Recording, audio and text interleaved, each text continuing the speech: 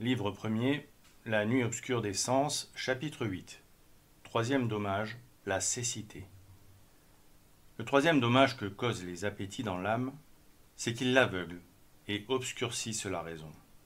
De même que le brouillard obscurcit l'air et ne laisse pas luire le soleil, de même que la ternissure empêche une glace de réfléchir fidèlement un visage, ou encore, de même que l'eau trouble ne reproduit que vaguement les traits de celui qui s'y mire, ainsi en est-il de l'âme quand elle est envahie par les appétits. L'entendement devient confus et ne permet plus, ni au soleil de la raison naturelle, ni à la sagesse surnaturelle de Dieu, de la pénétrer et de l'embellir de clarté. C'est de cela que parle le royal prophète David quand il dit « Mes iniquités m'ont saisi, et je ne puis voir ». Et par cela même que l'âme s'obscurcit selon l'entendement, sa volonté s'engourdit, et sa mémoire, moins lucide et moins fidèle, n'agit plus selon son opération propre. Ses puissances, en effet, dépendent de l'entendement, et le trouble dont il est atteint leur communique infailliblement son désordre et sa confusion. Quand David dit « Mon âme est très troublée », il entend parler du désordre de ses puissances. Dans notre supposition, l'entendement n'est pas plus capable de recevoir l'illumination de la sagesse de Dieu que l'air ténébreux n'est fait pour les rayons du soleil. Et la volonté est aussi inapte à s'unir à Dieu par l'amour que le miroir terni à représenter parfaitement le corps placé devant lui. La mémoire, offusquée par les nuages de l'appétit, ne saurait non plus se ressouvenir de la claire image de Dieu, pas plus que l'eau troublée ne réfléchit nettement le visage de celui qui s'y mire. Un autre motif qui explique l'obscurcissement de l'âme par l'appétit, c'est que celui-ci est aveugle par nature. Il ne participe en aucune façon à l'entendement. La raison n'est pour lui que le guide d'un aveugle. Il suit de là que lorsque l'âme prend l'appétit pour guide, elle devient aveugle. Si celui qui voit se laisse conduire par quelqu'un qui ne voit pas, c'est comme si les deux étaient aveugles. Ce qui en résulte revient exactement à ce que dit notre Seigneur par saint Matthieu. Un aveugle conduit un aveugle, ils tomberont tous deux dans la fosse. Un petit papillon a des yeux, mais à quoi lui servent-ils? Séduit par le charme de la lumière, il se laisse éblouir par le bûcher qui le consume.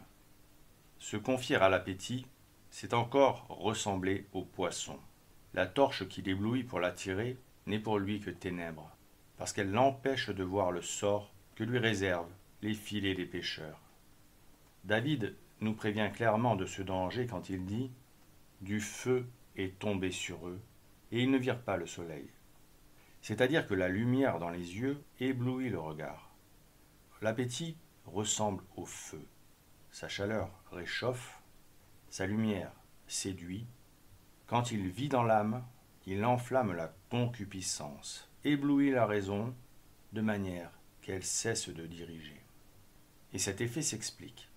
L'éblouissement se produit quand une seconde lumière est placée devant les yeux. La puissance visuelle s'y attache et s'en nourrit, sans plus voir l'autre. De même, quand l'appétit approche sa lumière de très près du regard de l'âme, celle-ci s'arrête aussi et s'en nourrit. La clarté de la raison est par le fait même supprimée. Et l'âme ne la retrouvera pas avant que l'éblouissement ne soit dissipé. D'après cela, comprenez combien est déplorable l'ignorance de certaines personnes. Elles se chargent par désir personnel de pénitences désordonnées, d'exercices qui ne le sont pas moins, mettant en cette méthode leur confiance et s'imaginant que sans la mortification des appétits en tout le reste, elles atteindront l'union dans la divine sagesse. Mais elles se trompent si elles négligent le renoncement aux appétits. En appliquant à la pratique de ce renoncement la moitié de la peine qu'elles se donnent, elles feraient plus de progrès en un mois que par tous leurs exercices en de longues années. La terre doit être travaillée pour produire des fruits, sans quoi il n'y pousse que de mauvaises herbes. Ce travail, pour l'âme, c'est la mortification des appétits. À mon avis, l'espoir d'atteindre, sans elle, la perfection par la connaissance de Dieu et de soi-même est aussi vain, quoi qu'on fasse d'autre part, que l'espoir de voir germer du blé dans une terre en friche. L'âme garde son hébétude et ses ténèbres aussi longtemps que perdurent les appétits, car ils sont pour elle ce qu'est pour l'œil la cataracte, ou quelque corps étranger qui empêche la vue jusqu'à ce qu'on les ait enlevés. David, en constatant combien de personnes sont aveugles et quel obstacle empêche leurs âmes de voir la vérité à cause de leurs appétits, et sachant d'autre part combien Dieu est irrité contre elles, leur parle ainsi. Avant que vos épines, c'est-à-dire vos appétits, de tendre deviennent solides et durs pour former un buisson épais empêchant la vue de Dieu, vous serez peut-être absorbé dans la colère. Chez les mortels, elle coupe souvent le fil des jours au beau milieu de la vie. Car avant que les appétits développés dans l'âme en arrivent à se faire une idée de Dieu, il opérera lui-même la purification par souffrance et châtiment en cette vie ou dans l'autre. Et il est dit qu'il les absorbera dans sa colère, parce que la souffrance qu'on endure dans la mortification des appétits est un châtiment pour les ravages qu'ils ont causés dans l'âme.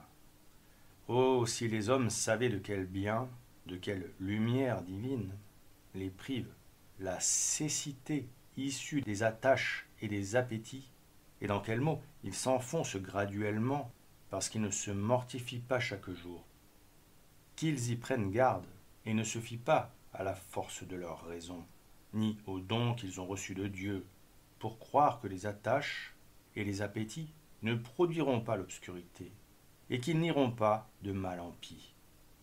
Qui aurait cru, par exemple, qu'un Salomon, si accompli dans la sagesse divine, si saturé des dons de Dieu, allait s'abaisser par cécité et langueur de volonté jusqu'à dresser des autels à de nombreuses idoles et à s'en faire l'adorateur dans sa vieillesse. Une chose a suffi pour cela, l'amour des femmes, la négligence dans la mortification des appétits et des délices de son cœur. Il avoue, dans l'Ecclésiaste, qu'il n'a pas résisté au penchant de son cœur, accordant ce qu'il lui demandait. Ses appétits ont été seuls coupables. Il est certain qu'au début, il a voulu s'opposer au vice. Mais pour n'y avoir pas coupé court, les appétits l'ont dominé, ont peu à peu obscurci sa raison, de façon que la grande lumière de sagesse qu'il avait reçue s'est éteinte, et que dans sa vieillesse, il abandonna Dieu. Or, si lui, si bien instruit de la distance qui sépare la vertu du vice, a été victime de ses appétits, quelle ne sera pas leur puissance sur notre nature grossière, si nous négligeons de les mortifier. Comme le Seigneur l'a dit des Ninivites par la bouche du prophète Jonas, nous ne savons pas distinguer notre droite de notre gauche. À chaque moment, nous confondons le mal avec le bien, et nous prenons le bien pour le mal. C'est là notre sagesse humaine. Et si, à notre ignorance naturelle, s'ajoute l'appétit, que peut-il advenir de nous? Rien d'autre que ce qu'affirme Isaïe. Le prophète s'adresse à ceux qui prennent leurs appétits pour guide et leur fait dire : nous avons tâté, comme des aveugles, le long d'un mur. Nous allons à tâtons comme des gens privés Dieu. Si grande est notre cécité que nous trébuchons en plein midi comme dans l'obscurité de la nuit. C'est bien l'image de l'homme aveuglé par l'appétit. La pleine vérité l'éclaire sur sa conduite, et il ne s'en aperçoit pas plus que s'il se trouvait en d'épaisses ténèbres.